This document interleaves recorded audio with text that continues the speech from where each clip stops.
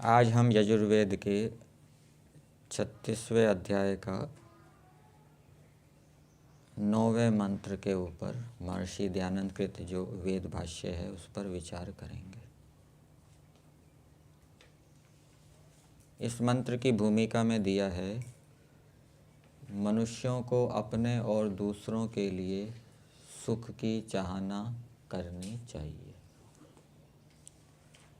अपने लिए सुख चाहना चाहिए और दूसरों के लिए, दूसरे मनुष्य भी हो सकते हैं और पशु पक्षी भी हो सकते हैं, उनके सुख की कामना करनी चाहिए। केवल कामना ही नहीं करनी चाहिए, यथाशक्ति पूरी शक्ति से उनके सुख के लिए पुरुषार्थ भी करना चाहिए। दूसरे को सुख हम दो प्रकार से दे सकते हैं। एक तो भौतिक साधनों के माध्यम से हम दूसरों को सुख दे सकते हैं और विद्या के माध्यम से, विद्या से भी हम दूसरों को सुख दे सकते हैं। तो मंत्र है, शन्नो मित्रः शं वरुणः शन्नो भवतु अर्यमा शन्न इंद्रो बृहस्पतिः शन्नो विष्णुरुक्रमः। सत्यात प्रकाश के प्रथम समोल्लास के प्रारंभ में भी इस मंत्र को दिया गया है, जहाँ प्रथम समोल्लास में ईश्वर के 100 नामों की व्युत्पत्ति की गई है और वहाँ पर इस मंत्र में जो जो भी शब्द आए हैं उन सब का ईश्वर परक अर्थ किया है। मित्र से भी परमेश्वर अर्थ लिया है, वरुणा से भी परमेश्वर अर्थ लिया है। इसी प्रकार से अर्यमा, इंद्र, बृहस्पति, विष्णु, उरुक्रमा, इन सब का ईश्वर परक अर्थ किया है। कहाँ पे?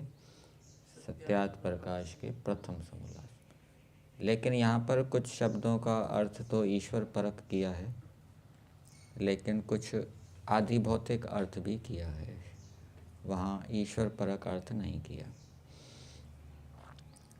तो सबसे पहले है शन्नो मित्रः भवतु, और ये प्रार्थना की जा रही है।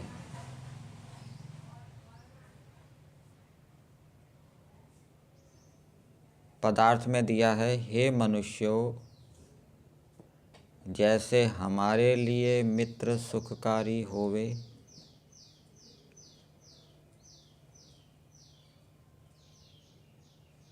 वैसे तुम्हारे लिए भी होवे।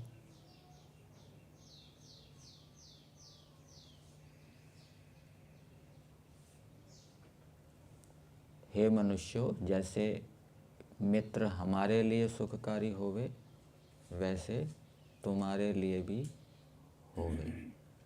प्रार्थना किससे की जा रही है? संबोधन तो मनुष्यों लिखा है, हे मनुष्यों, जैसे हमारे लिए मित्र सुखकारी होवे, और सबसे नीचे दिया है वैसे हम लोगों के लिए भी होवे। संस्कृत भाग में ये वैसे, हिंदी भाग में कुछ मुद्रण में गलती हो रही है। वहाँ संस्कृत भाग में दिया है युष्मभ्यम अपि भवेत, तुम्हारे लिए भी होवे। ठीक, ये कामना की जा रही है, प्रार्थना नहीं की जा रही। ये कामना की जा रही है। एक कोई व्यक्ति कामना कर रहा है कि जैसे मित्र मेरे लिए सुखकारी होवे, या कुछ व्यक्ति ऐसी कामना कर रहे हैं जैसे मित्र हमारे लिए सुखकारी होवे वैसे तुम्हारे लिए भी होवे। अपने लिए भी कामना कर रहे हैं और दूसरे के लिए भी कामना कर रहे हैं। कामना कहिए, याचना कहिए, प्रार्थना कहिए, ठीक है ना। प्रार्थना क्या होती है? कामना ही तो होती है प्रार्थना के रूप में। तो अपने लिए कामना कर रहे हैं हमारे लिए मित्र सुखकारी होवे। तो केवल कामना करने से हमारे मित्र हमारे लिए सुखकारी नहीं हो जाएंगे। मित्रों के साथ जैसा व्यवहार करना चाहिए वैसा ठीक ठीक न्याययुक्त व्यवहार करेंगे तो वो मित्र हमारे लिए सुखकारी होंगे। और मित्रों को यदि धोखा देंगे, आपत्ति आने पर उनकी सहायता नहीं करेंगे, लड़ाई झगड़ा करेंगे, तो वो मित्र हमारे लिए सुखकारी नहीं होंगे। तो मित्रों के साथ हम भी अच्छा व्यवहार करें और दूसरों को भी प्रेरणा दें कि आप भी, आपके मित्र भी आपको सुख तभी देंगे जब आप उनके साथ ठीक ठीक व्यवहार करेंगे। और मित्रों के साथ कैसा व्यवहार होता है वो हमें भी जानना चाहिए विद्वानों के संग से, शास्त्रों को पढ़ने से, और दूसरों को भी बताना चाहिए। और वैसा करने के लिए स्वयं भी पुरुषार्थ करना चाहिए और दूसरे को भी प्रेरणा देनी चाहिए। तब मित्र हमारे लिए और दूसरों के लिए सुखकारी होंगे। तो वेद में मनुष्यों के लिए संदेश है ईश्वर की ओर से कि हे मनुष्यों, तुम अपने मित्रों के साथ अच्छा व्यवहार करो, उचित व्यवहार करो, जिससे कि उन मित्रों से तुम्हें सुख होवे। ये संदेश है मनुष्यों के लिए। फिर दूसरी बात बताई, शम वरुणः। जो वरुण है, यहाँ पर वरुण का अर्थ दिया है शांति प्रदाह, जल के समान शांति प्रदान करने वाला। संस्कृत भाग में तो केवल पदार्थ में शांति प्रदाह दिया है, लेकिन हिंदी भाग में जन शब्द और जोड़ा है। शांति प्रदान करने वाला जो जन है, व्यक्ति है। शांति कौन देता है? कुछ व्यक्ति ऐसे होते हैं जो हमें शांत कर देते हैं। हमारे अंदर कोई क्रोध उत्पन्न हो रहा है तो वो कुछ सलाह देकर, उपदेश देकर हमें शांत कर देते हैं, हमारे क्रोध को दूर कर देते हैं। जल भी क्रोध को शांत करता है ना। ऐसा बताते हैं कि क्रोध आ रहा हो तो पानी पी लो, तो उससे शांति हो जाएगी। इसी प्रकार से कुछ व्यक्ति अपने उपदेश के माध्यम से, ज्ञान विज्ञान के माध्यम से हमारे क्रोध को शांत कर देते हैं। चलो कोई बात नहीं, उसने आपके साथ अन्याय कर दिया, कोई बात नहीं, तो संसार में होता रहता है, थोड़ा सहन कर लो, इससे सहन करने की शक्ति बढ़ेगी। और भी कुछ उपाय वो बताएंगे। तो ऐसे जो वरुण के समान, जल के समान शांति देने वाले मनुष्य हैं, वो हमारे लिए सुखकारी होंगे। तो वो सुखकारी कब होंगे?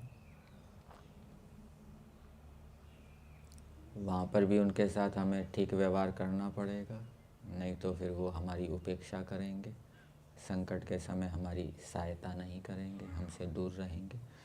तो उनके साथ भी हमें ठीक व्यवहार करना चाहिए। और वो शांति देने वाले कोई भी हो सकते हैं, हमारे गुरु, आचार्य, अध्यापक भी हो सकते हैं, माता पिता भी हो सकते हैं, मित्र साथी भी हो सकते हैं, ठीक है, जिनके पास ज्ञान विज्ञान है क्लेशों को दूर करने का। फिर आगे दिया है शन्नो भवतु अर्यमा।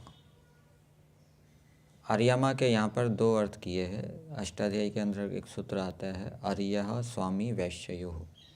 स्वामी और वैश्य को कहने के लिए अर्य शब्द का प्रयोग होता है। और आपको निरुक्त के अंदर अर्य ईश्वर पुत्र के लिए भी मिलेगा। ईश्वर के पुत्र को क्या कहते हैं? ईश्वर को अर्य कहते हैं। ईश्वर पुत्र हो जाएगा आर्य, ऐसा ईश्वर के लिए अर्य शब्द मिलेगा। तो यहाँ पर पदार्थों का स्वामी या वैश्य, वैश्य को मानने वाला अर्यमा है। तो अर्य से हो गया वैश्य और माँ का अर्थ हो गया मानने वाला। वैश्यों का जो मान करने वाला है, ऐसा जो न्यायाधीश है, वो हमारे लिए सुखकारी होवे। पदार्थों का स्वामी, पदार्थ कुछ भी हो सकते हैं। जैसे दुकानदार होते हैं, उनके पास अनेक प्रकार के पदार्थ होते हैं, उनके मालिक होते हैं, वो बेचते हैं, तो वो हमारे लिए सुखकारी होवे। हम वस्तुएं लेने के लिए जाते हैं बाज़ार में, तो वो हमारे लिए सुखदायी होवे। तो कैसे होंगे? तो ऐसे दुकानदार के पास जाएं जो हमें धोखा ना देने वाला हो, ईमानदार हो, ठीक है ना। तो वो तो हमें सुख देने वाला होगा, और जो धोखा देने वाला होगा, बेईमानी करने वाला होगा, मिलावट करने वाला होगा, वो सुख देने वाला नहीं होगा। तो उसके पास नहीं जाना चाहिए जो मिलावट करने वाला है, गड़बड़ी करने वाला है। और दूसरे को भी ऐसी प्रेरणा देनी चाहिए। आपको पता लग गया कि भाई ये दुकानदार अच्छा नहीं है, गड़बड़ी करता है, ये व्यापारी अच्छा नहीं है, दूसरों को भी प्रेरणा दें कि इसके पास नहीं जाना चाहिए, नहीं तो आपको सुख नहीं होगा। इस रूप में ले सकते हैं। और जो न्यायाधीश है वो भी हमें सुख देने वाला हो। न्यायाधीश 2 प्रकार के कार्य करेगा। दंड, गलत कार्य करने पर दंड देगा, अच्छे कार्य करने पर सम्मानित करेगा, पुरस्कृत करेगा। तो यदि हम अच्छे कार्य करेंगे तो वो न्यायाधीश हमें सुख देने वाला होगा, वो हमें सुख देगा ऐसा। फिर आगे दिया है, हमारे लिए इंद्र परम ऐश्वर्यवान बृहस्पति महती वेद रूप वाणी का रक्षक विद्वान कल्याणकारी होवे। वेद वाणी की रक्षा अनेक प्रकार से हो सकती है। एक तो वेदों को कंठस्थ करके भी वेदों की रक्षा होती है। वेदों के अर्थों को जानकर उनको याद रखना, ये भी वेदों की रक्षा होती है। और वेदों के अनुकूल व्यवहार करना, आचरण करना, इससे भी वेदों की रक्षा होती है। तो जो परम ऐश्वर्यवान अर्थात अच्छे अच्छे गुण कर्म स्वभावों से युक्त है, ऐसा जो विद्वान है, वेदों का रक्षक विद्वान, वो हमारे लिए कल्याणकारी हो।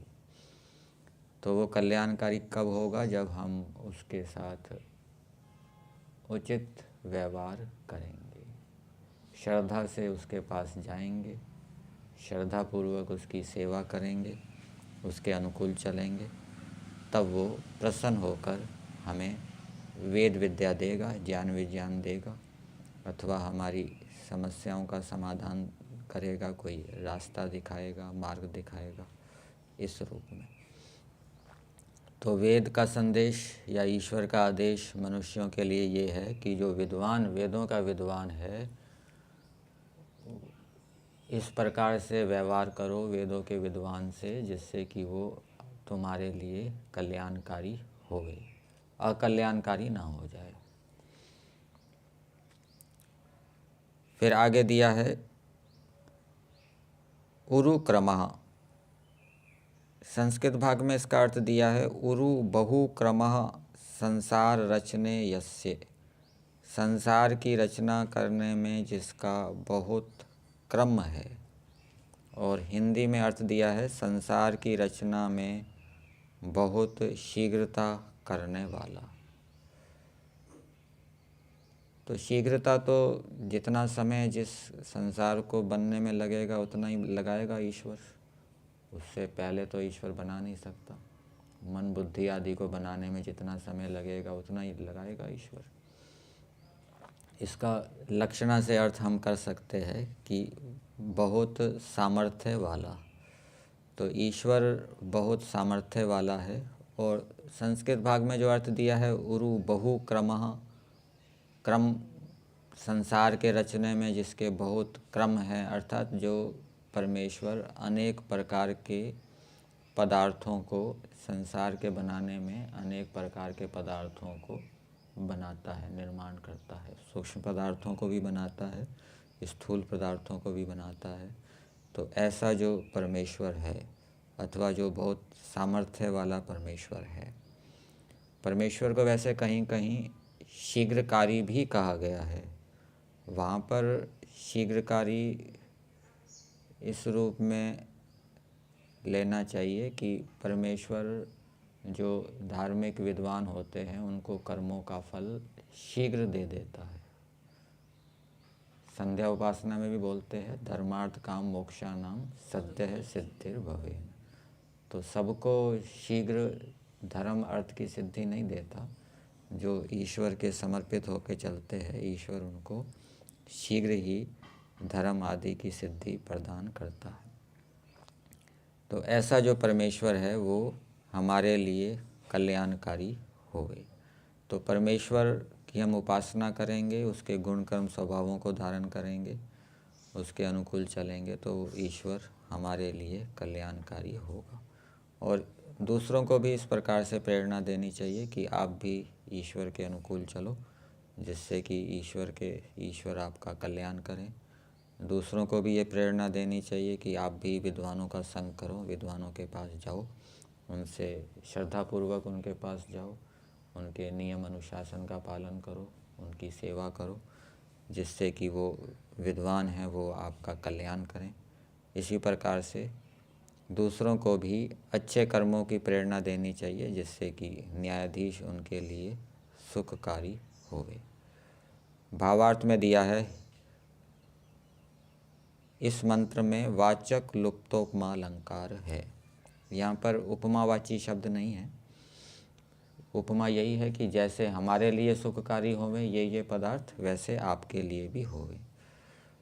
आगे दिया है, मनुष्यों को योग्य है कि जैसे अपने लिए सुख चाहें वैसे दूसरों के लिए भी, और जैसे आप सत्संग करना चाहें वैसे इसमें अन्य लोगों को भी प्रेरणा किया करें। सत्संग का संबंध इससे भी जोड़ सकते हैं जो मंत्र के अंदर आया, इंद्र बृहस्पति वेदों का विद्वान रक्षक हमारे लिए कल्याणकारी हो। तो वो कल्याणकारी कब होगा? जब हम उसका सत्संग करेंगे। और सत्संग करने के साथ साथ, सत्संग करने का मतलब केवल इतना ही नहीं है कि प्रवचन को सुन लेना। सत्संग करने का मतलब है उसके अनुकूल चलना भी, तब वो हमारे लिए कल्याणकारी होगा। यहीं तक रखते हैं।